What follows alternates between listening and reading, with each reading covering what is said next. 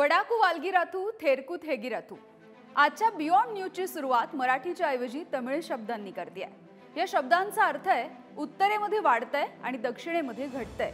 खरं तर ही भावना देशामधल्या तमिळनाडूमध्ये स्वातंत्र्यानंतरच्या 60च्या दशकापासून आहे। इतरही दाक्षिणात्य राज्यांमध्ये राजकारणापोटी त्यांच्याशी भेदभाव होतो अशी तीव्र भावना आहे आणि आता ही भावना वाढते आहे। आपल्या महाराष्ट्रामध्ये सुद्धा मराठी मनाला तीच खंत बोचत असते की कमावतो आम्ही, मग लाभार्थी ते कशासाठी? आपल्या नेत्यांनाच नाही तर सामान्य मराठी माणसालाही त्यांच्यावरती आणि मराठी मातीवरती दिल्लीकडून अन्याय होतोय हे खुपतंच। केवळ अर्थकारणामध्येच नाही तर राजकारणामध्ये सुद्धा याचं प्रतिबिंब उमटतं। लोकसभेच्या मतदारसंघाची पुनर्रचना 2026 पासून अपेक्षित आहे आणि ती करताना पुन्हा एकदा दक्षिणेवरती अन्याय होईल की काय अशी भीती सध्या व्यक्त होतीये। स्वातंत्र्यापासून आजवर देशातील 2 भागांचे राजकीय रंग हे वेगळे राहिले। अगदी मग 2014च्या देशामधल्या मोदी पर्वाची अवतरणारी निवडणूक असो किंवा त्यापुढील 2019ची किंवा त्या दरम्यान झालेल्या विविध राज्यांच्या विधानसभेच्या निवडणुका असोत, दरवेळी देशाच्या सत्तेचे रंग बदलले असतील पण एक रंग कायम राहिला आणि तो म्हणजे दक्षिणेचा। कर्नाटकचा अपवाद वगळता तो कायम इतर 4 राज्यांमध्ये किंवा तमिळनाडू सारख्या राज्यामध्ये तर कायमच प्रादेशिक अस्मितेचा राहिलाय, राष्ट्रीय पक्षांच्या विरोधातीलच राहिलाय। मराठीमधला एकमेव टीव्ही एक्सप्लेनर शो असणाऱ्या बियॉन्ड न्यूजच्या आजच्या भागामध्ये आपल्याला समजून घ्यायचं आहे राजकारणामध्ये उत्तरेच्या विरोधामध्ये का असतं दक्षिण। उत्तर आणि दक्षिण भारतामधल्या राज्यांमधले वादाचे मुद्दे नेमके काय आहेत बघूया। तर पहिला मुद्दा आपण बघतोय उत्तर भारत आणि दक्षिण भारतामधला वादाचा मुद्दा भाषिक मुद्द्यांवरून कायमच दक्षिण विरुद्ध उत्तर असा वाद आपण बघत आलेलो आहे। हिंदी भाषा विरुद्ध प्रादेशिक भाषा असा संघर्ष सुद्धा आपल्याला बघायला मिळतो। दक्षिणेतल्या राज्यांना योग्य निधी न देण्याचा आरोप कायमच केला जातो, तर दक्षिणेतल्या राज्यांचा पैसा उत्तरेतील राज्यांना वाटला जातोय असाही आरोप होतो। महाराष्ट्रासह दक्षिणेतील राज्यांमध्ये शिक्षणाचं प्रमाण हे उत्तरेच्या तुलनेमध्ये अधिक आहे। महाराष्ट्रासह दक्षिणेतील राज्यांमध्ये उद्योगधंद्यांचा सुद्धा मोठा विकास झालाय। महाराष्ट्रासह दक्षिणेतील राज्यांमध्ये चांगलीच मोठी आर्थिक प्रगती सुद्धा झालेली दिसते। उत्तरेच्या तुलनेमध्ये दक्षिणेतल्या राज्यांमध्ये सामाजिक सुधारणा सुद्धा अधिक झाल्या। राष्ट्रीय कुटुंब आरोग्य सर्वेक्षणाच्या नुसार उत्तरेतल्या राज्यांमधला जन्मदर हा वाढतोच आहे, तर महाराष्ट्रासह दक्षिणेतल्या राज्यांमधला जन्मदर काही ठिकाणी स्थिर आहे किंवा काही ठिकाणी घटलेला सुद्धा दिसतोय। बेफाम लोकसंख्या वाढीवरच्या नियंत्रणामुळे दक्षिणेतील राज्यांना वेगळा फटका बसतोय असंही बोललं जातं, तर दक्षिणेतल्या राज्यांना कमी लोकसंख्येमुळे लोकसभेमध्ये कमी प्रतिनिधित्व मिळण्याचा धोका सुद्धा संभवतोय। आणि याविषयी बोलूयात महाराष्ट्राचे माजी मुख्यमंत्री आणि काँग्रेसचे ज्येष्ठ नेते पृथ्वीराज चव्हाण यांच्यासोबत। दक्षिणेमधल्या राज्यांमध्ये सरकारच्या विरोधात असंतोषाचं वातावरण दिसतं। आमच्यावर उत्तरेमधली केंद्र सरकार अन्याय करतं अशी भावना नेहमीच व्यक्त होते, याबद्दल तुम्हाला काय वाटतं? ही भावना ही वास्तवाशी आपण जर पाहिलं तरी भावना खरी आहे आणि भाजपच्या नेत्यांच्या वक्तव्यामध्ये वारंवार कुठेतरी दक्षिणेतल्या राज्यांना डिवचण्याचा प्रयत्न होतो। मग ते हिंदी लादायचा प्रयत्न असो किंवा बारीक सारी गोष्टीमध्ये इतिहास बदलून काहीतरी तिथं बदल करायचा विषय असो, यामध्ये एकतर त्यामध्ये हिंदू मुस्लिम करायचा प्रयत्न आहे। दक्षिणेतली राज्य ही बरीच सेक्युलर आहेत, घटनेला मानणारी राष्ट्र आहेत। तिथल्या लोकांनीच घटना निर्माण करण्यामध्ये खूप डॉक्टर आंबेडकरांना सहाय्य केलं होतं आणि त्यांचं यांचं वैचारिकच हे मतभेद आहेत। आता आपली ही संघराज्य व्यवस्था आहे, म्हणजे या राज्यांनी एकत्र येण्याचा निर्णय घेतला आणि काही अधिकार आपले अधिकार केंद्राला दिले, काही अधिकार राज्यांनी आपल्याकडे ठेवले। त्याची वाटणी डॉक्टर आंबेडकरांनी संविधानामध्ये अगदी काटेकोरपणे केलेली आहे। हिंदू समाज जरी असला तरी मतभेद आहेत आणि मोदी सरकार हे फक्त हिंदी हार्टलँड ज्याला आपण म्हणतो तर त्या हिंदी हार्टलँडची मानसिकता जपण्याकरता आज या देशाचं चारित्र्य बदलून टाकतील, याची व्यवस्था बदलून टाकतील, संविधानिक जे आश्वासन देतात ते बदलून टाकली, त्यांना प्रॅक्टिकल भीती आहे. याविषयी बोलूयात महाराष्ट्राचे कॅबिनेट मंत्री आणि भाजपचे ज्येष्ठ नेते सुधीर मुनगंटीवार यांच्यासोबत. सुधीरजी, काँग्रेस भाजपवरती समाजामध्ये भांडणं लावण्याचा आरोप करते. नवा मुद्दा दक्षिण भारतावरती उत्तर भारतासाठी असणाऱ्या अन्यायाचा. दक्षिणेमधल्या राज्यांमध्ये उत्तर भारत दक्षिणेवरती अन्याय करत असल्याची भावना आहे. ती नेमकी काय असं तुम्हाला वाटतं? नाही, असा अन्याय उत्तर भारत दक्षिणेवर कधीच करत नाही. काँग्रेसची ही जुनी सवय आहे. कधी जाती जातीमध्ये भांडणं गावायची. आपण स्वतः बघितलं असेल, आदरणीय राहुल गांधीजी पत्रकार परिषदेमध्ये जात विचारतात. कधी अमेरिकेमध्ये जाऊन देशाची निंदा करतात. काँग्रेसला एक सवय आहे, सिटिंग फिटिंगचं राजकारण करायचं. अतिशय खोटं बोलून, रेटून बोलून त्या राजकारणातून स्वतःची खुर्ची प्राप्त करायची. दक्षिण उत्तर यामध्ये भांडण किंवा अन्याय असा तर या 10 वर्षामध्ये माननीय मोदीजींच्या नेतृत्वात असा कोणताही निर्णय झाला नाही. आपल्याला माहिती असेल की चांद्रयान सुद्धा आपण दक्षिणेतूनच सोडलं. आणि म्हणून मला वाटतं की काँग्रेस अशा कपोकल्पित कथा करून जिंकण्याचा एक केविलवाणा प्रयत्न करत आहे. भारतातील उत्तर दक्षिण संघर्षामध्ये अर्थकारणाचा मुद्दा सुद्धा आहे. महाराष्ट्रासह दक्षिणेतील राज्य ही कमावती तर उत्तरेतील राज्य ही बिमारू म्हणजे फक्त लाभार्थी अशी मानली जातात. त्यामध्ये मग जेव्हा निम्म्यापेक्षा जास्त कर देणाऱ्या महाराष्ट्रासह दक्षिणेतील राज्यांना कमी वाटा मिळाल्यामुळे घाटा आणि त्याच वेळेला उत्तरेतील कमी कमावत्या राज्यांना जास्त वाटा मिळत असेल तर अर्थातच ही नाराजी वाढते. हेच सगळं जाणून घ्यायचे 2021-22 मधल्या कर संकलनाच्या आकडेवारीसह. सुरुवातीला महाराष्ट्राचा विचार करूयात. तर आपण बघतोय महाराष्ट्र हे सर्वाधिक कर भरणारं राज्य आहे. एकूणच दक्षिणेतल्या राज्यांचा आपण विचार करतोय आणि महाराष्ट्रासह जर विचार केला तर संपूर्ण देशभरामध्ये महाराष्ट्र हे सर्वाधिक कर भरणारं राज्य आहे. आणि आता बघूयात दक्षिण भारतामधलं कर योगदान नेमकं काय आहे. तर सुरुवातीला आपण बघतोय महाराष्ट्र आपण बघितलेलं सर्वाधिक कर देणारं राज्य 5,24,497 कोटी रुपये. पुढे आहे कर्नाटक 1,68,678 कोटी.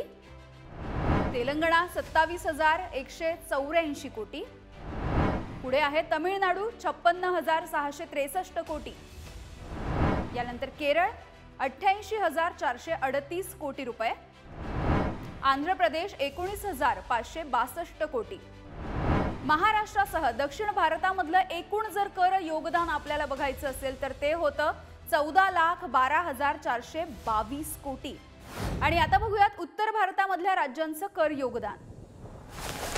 उत्तर प्रदेश पहिलं राज्य 34,719 कोटी. पुढे आहे बिहार 7,396 कोटी. मध्य प्रदेश 18,137 कोटी.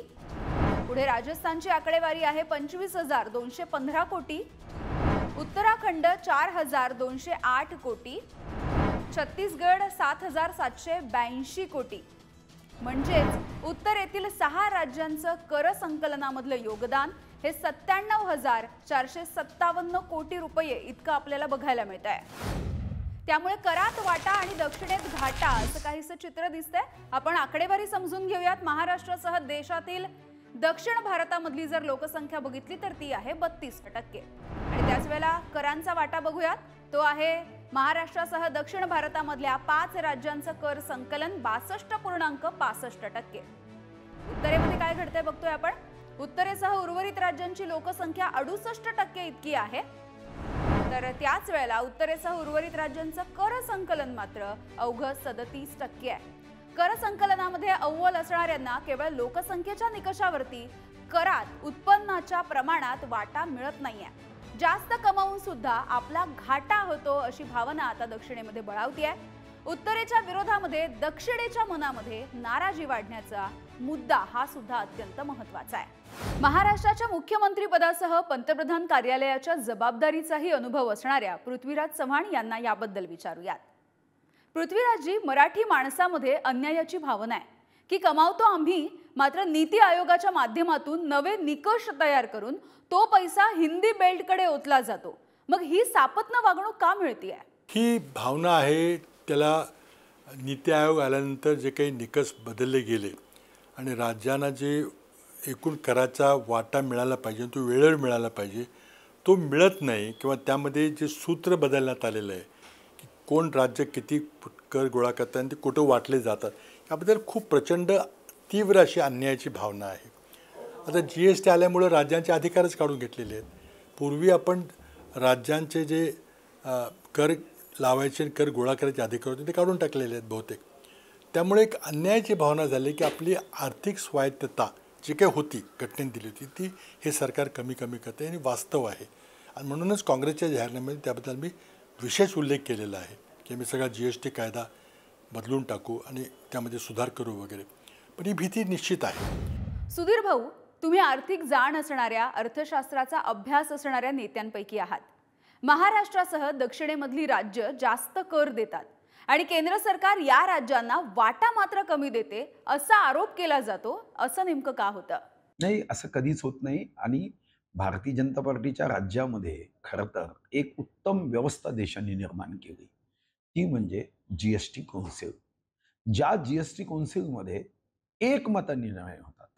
असा कोणताही 10 वर्षामध्ये भारतीय जनता पार्टीने घेतलेला निर्णय नाही की ज्यामध्ये असा काही भेदभाव होईल. खरं तर GST कौन्सिल 2017 1 जुलैला जेव्हा केली तेव्हा सर्वात उत्तम, सर्वांना समान हिस्सा दिला आणि केंद्रामध्ये जो इतर टॅक्स आहे त्याच्यातलाही 41% आपण राज्यांना देतो आणि त्याचेही सूत्र वित्त आयोगाने केलं आहे काँग्रेसच्या काळात. राज्यांकडून केंद्राला जाणाऱ्या कराच्या वाट्याबद्दल बोलूयात अमेरिकेतील जागतिक अर्थतज्ञ आणि व्यावसायिक अपेक्षित मुळे यांच्यासोबत. अपेक्षितजी, तुम्ही अमेरिकेतील जागतिक अर्थव्यवस्थेचे अभ्यासक आहात. त्याच वेळेला जर मायदेशाचा, भारताचा विचार केला तर भारतामधली संघराज्य व्यवस्थेमधलं केंद्र, राज्य, कर संकलन आणि कर वाटप यातील कोणत्या गोष्टी चांगल्या आणि कोणत्या गोष्टी खटकणाऱ्या आहेत असं तुम्हाला वाटतं? फेअर रिप्रेझेंटेशन फॉर टॅक्सेशन, म्हणजे जर कोणी कर भरत असेल तर त्यांना रिप्रेझेंटेशन मिळालं, त्यांचा आवाज ऐकू यायला, त्यांची गरजा. म्हणजे मी जर काम करतोय आणि मी टॅक्सेस भरतोय, माझे टॅक्स कुठे चालला आहे, त्या टॅक्सचा मला प्रत्यक्षात काय फायदा होतोय, हे खूप इम्पॉर्टंट गोष्ट आहे की टॅक्स भरणाऱ्यांचा पहिला फायदा होत असेल आणि थोडा त्याच्या पुढे जर बाकीच्या यांना असेल दॅट इज ओके. पण जर त्यांना फायदा न होता आधी बाकीच्यांचे फायदा होतील, then it will cause a breakup of the union, म्हणजे युनियन राहणार नाही. दक्षिणेतील राज्यांची लोकसंख्या ही महाराष्ट्रासह 32% आहे आणि केंद्राला कर मात्र 62% मिळतोय. आणि या तुलनेमध्ये करामधला वाटा मात्र रुपयाच्या तुलनेमध्ये विचार केला तर 40 पैसे इतका सुद्धा मिळत नाहीये. मग याला भेदभाव म्हणायचा का, की देशाचा विचार करता आर्थिक नियोजनामधून हे सगळं करणं गरजेचं आहे? असं आहे, टॅलेंटेड लोक, हार्डवर्किंग लोक साऊथ मध्ये आहेत, फार जास्त आहेत. I have seen that and majority of them immigrates to North America. I have seen that. Whether ते तेलुगू असतील, तमिळ असतील, महाराष्ट्रीयन लोक असतील, कन्नड असतील, त्यांचं प्रचंड भरपूर प्रमाण अमेरिकन पाहिलं म्हणजे खूप टॅक्स सेक्टरमध्ये डॉमिनेट करतात हे लोक. आम्ही दिलेला कर आमच्या बेनिफिटसाठी कसा होतोय यूज, पण आमचे नागरिक काम करतात, आमचे नागरिक सगळं कर भरतात, पण त्याचा एंड फायदा आम्हाला पहिले व्हायला हवा. We are not gonna pay for somebody else. म्हणजे the same thing I am telling you की मी माझ्या शेजारचं मॉर्गेज कशाला भरू, मी माझ्या नातेवाईकांचं मॉर्गेज कशाला भरू. आम्ही एक फॅमिली असो ठीक आहे, पण आधी पहिला पैसे मला फायदा व्हायला हवा आणि नंतर माझ्याकडे एकदम मी समृद्ध झाला की माझ्याकडे जास्त असेल मग मी बाकीच्यांना देऊ शकेन. दक्षिण उत्तर भारतामधला वादाचा आणखी एक महत्त्वाचा मुद्दा तो म्हणजे लोकसभा मतदारसंघांची पुनर्रचना. आणि याच मुद्द्यावरून सध्या दक्षिण भारतामधले जे काही राजकीय पक्ष आहेत आणि तिथले जे स्थानिक लोक आहेत, दक्षिण भारतीय लोक आहेत, हे सगळे लोक सध्या उसळलेले बघायला मिळतात. याचं एक महत्त्वाचं कारण आहे ते म्हणजे जर लोकसंख्येच्या प्रमाणावरती मतदारसंघाची पुनर्रचना जर करण्यात आलीच तर दक्षिणेमधल्या राज्यांना आपापले काही मतदारसंघ हे गमवावे लागतील आणि हा खूप मोठा धोका असेल खरं तर त्या राज्यांसाठी. मात्र त्याच वेळेला उत्तरेमध्ये जर अशा पद्धतीची मतदारसंघांची पुनर्रचना झाली तर म्हणजे जर लोकसंख्येच्या आधारावरती झाली तर हे लोकसंख्येवरती आधारित असणारे मतदारसंघ हे अधिक प्रमाणावरती वाढू शकतात. 2026चा जर विचार केला तर 2026 मध्ये जनगणना होईल, त्यानंतर मतदारसंघांची, लोकसभा मतदारसंघांची पुनर्रचना होईल आणि त्यावेळेला जी आकडेवारी असेल ही आकडेवारी साधारण काय असू शकते यावरती नजर टाकूया. तर पुनर्रचनेवरून वादाचा धोका नेमका काय आहे, जागा किती वाढू शकतात ते आपण बघूयात. पहिलं आहे उत्तर प्रदेश, जिथे सध्याच्या जागा आहेत 80 आणि पुढे त्या जागा होऊ शकतात 128. तर केरळच्या सध्याच्या जागा आहेत 20 आणि त्या होऊ शकतात 19. पुढे बिहारमध्ये 40 जागा सध्या आहेत आणि त्या जागा होऊ शकतात 70. कर्नाटकमध्ये सध्या 28 जागा आहेत आणि जर त्या वाढल्या, पुनर्रचना झाली तर त्या 36 जागा होऊ शकतात. पुढे बघूया. पुढे आहे मध्य प्रदेशमध्ये सध्या 29 जागा आहेत आणि त्या वाढल्या तर त्या 47 होतील.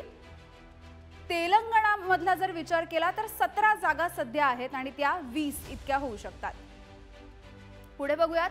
राजस्थानमधली सध्याची परिस्थिती बघितली तर 25 जागा आहेत आणि त्या वाढल्या तर 44 होतील. तर आंध्र प्रदेशचा विचार केला तर आंध्र प्रदेशच्या जागा 25 सध्याच्या स्थितीमध्ये आहेत आणि त्या जर वाढल्या तर त्या 28 जागा होऊ शकतात. पुढे उत्तराखंडच्या सध्याच्या जागा आहेत 5, एक जागा वाढू शकते पुनर्रचना झाली तर आणि त्या 6 होऊ शकतात. तमिळनाडूच्या 39 जागा आहेत आणि त्या वाढल्या तर 41 म्हणजे 2 जागा तिथे वाढू शकतात. एकूण नेमकी संख्या काय आपण बघूयात. उत्तर भारतामधली एकूण संख्या 179 वरून त्या जागा वाढू शकतात 295 ही स्थिती आपण बघतोय होऊ शकते.